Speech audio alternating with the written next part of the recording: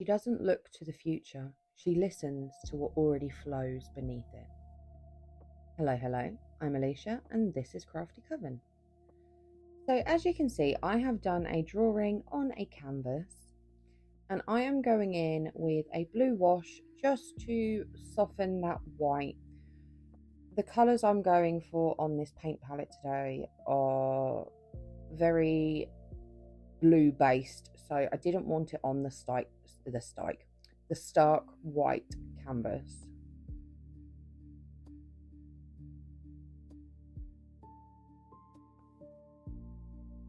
Now you can see my lovely shaky wobbly hand, and what I am doing is I am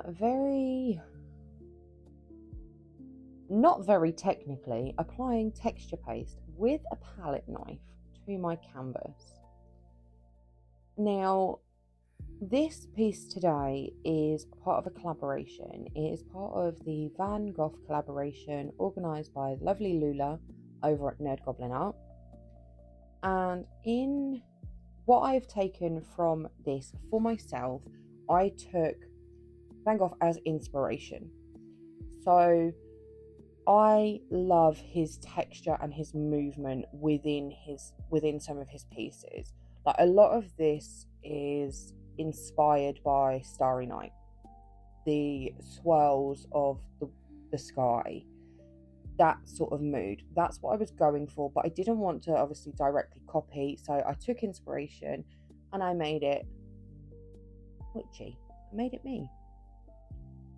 And I know that I struggle to get thick texture with acrylic paint, obviously.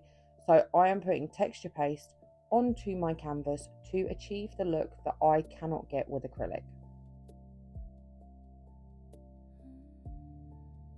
I have purposely chosen specific parts of the canvas that I want to be almost like the highlight of the piece. So we're just taking certain aspects where it's me directing the person's eye on where I want it to travel. Now, I was so very nervous painting this because I absolutely adore Van Gogh. Like, yeah, his brush strokes and knowing that I was trying to do something similar-ish, I definitely felt nervous doing this one. We are currently, though, going to ignore that top part because I am going to fix that later. Once I'd found I'm going to call it my groove, I found my swirl, I found my brush stroke, and then it all started to come together. So that top bit does get fixed because at the moment it looks questionable. I nearly swore. Very questionable at the moment. But it does all come together in the end. So the background is obviously sort of like a sky. I'm going for a night, mystical, that sort of that feeling. And I've gone very dark and I want a lot of movement, like there's wind in the background. Then I take a complete U-turn and I got annoyed with the top. So I was like, do you know what? No, we're going to come down. And I am working on the base instead because I thought there is some lovely, lovely movement in this. The bit I'm working on is water. So I wanted the ripples of water, but I didn't want it to feel like a storm, if that makes any sense at all.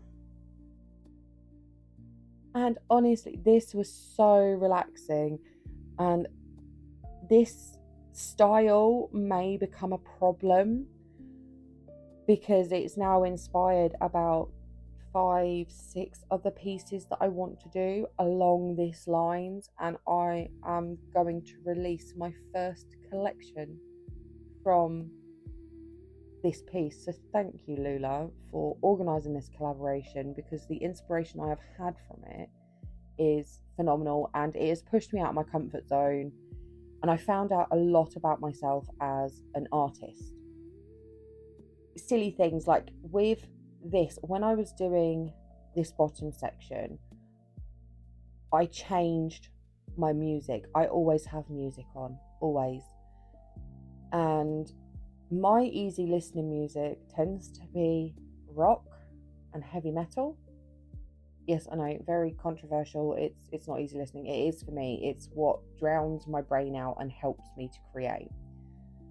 But that, I believe, is why the top part was just too heavy. It was too much.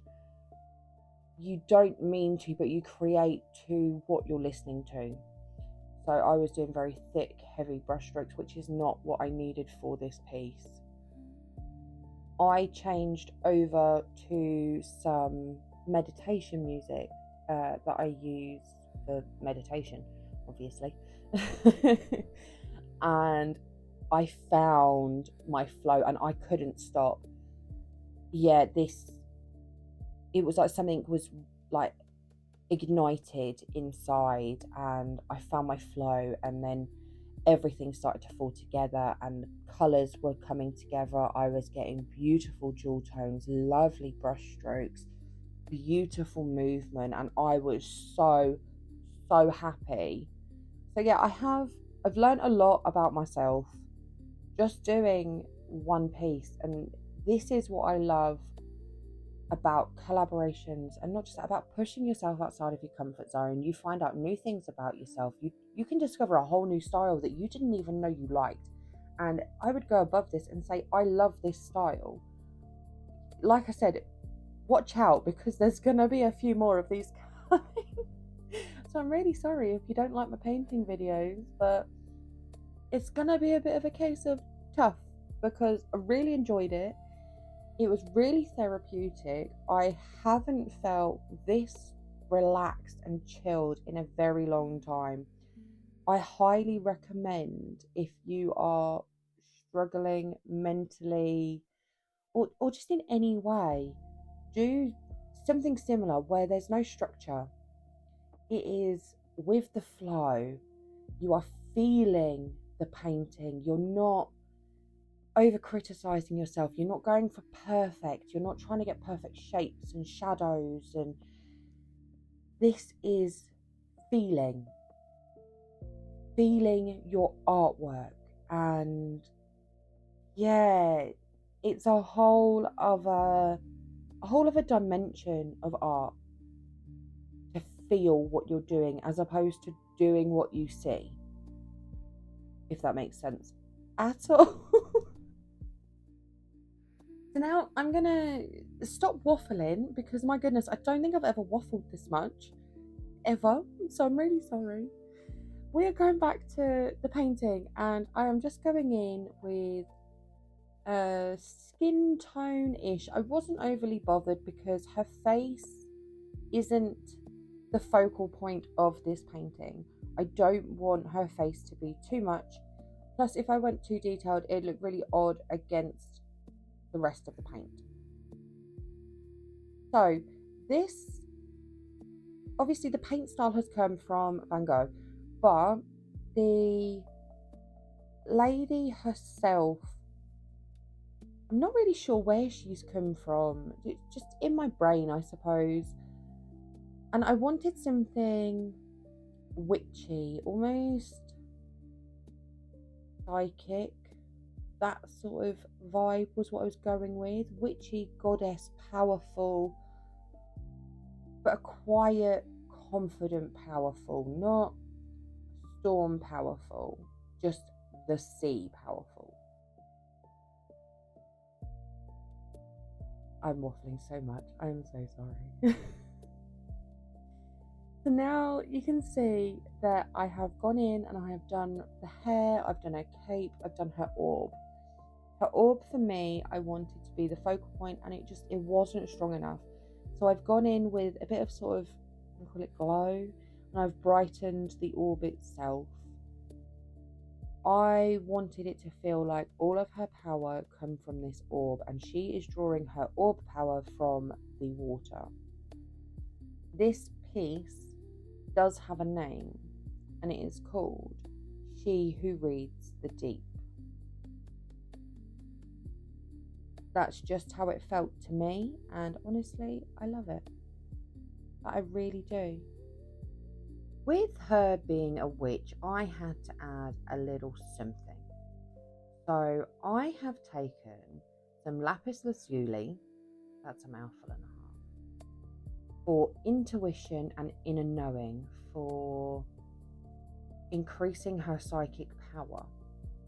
And I am adding it to her water base, where she is pulling her power from.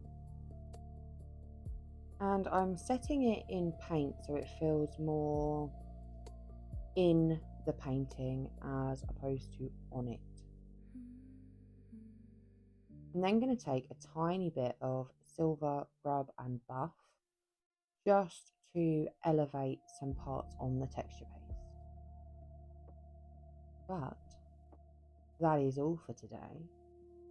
And today I leave you with: trust what you feel, even when you can't explain it.